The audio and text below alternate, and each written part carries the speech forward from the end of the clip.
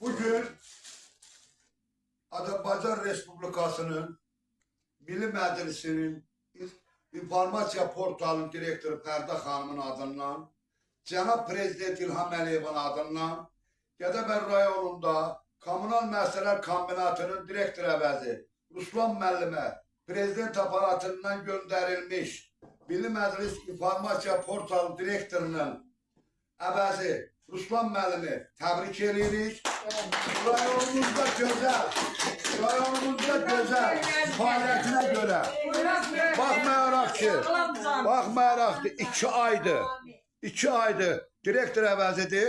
Rayonumuzda analogu olmayan təmizliklərə görə gözəl kollektivlə iş apardığına görə təbrik edirəm. Sizi təbrik edirəm. Prezident aparatından təbrik diploma.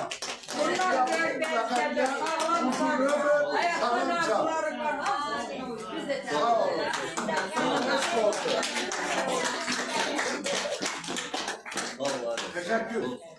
Onun da yüksek vəzifələrə görəsiniz. Sizden çok sağ olun ki, gene kollektifimiz var. Direktörümüzün yüzünü ağlayıp başınız geliyor. Siz rayonumuzda. Çok sağ olun.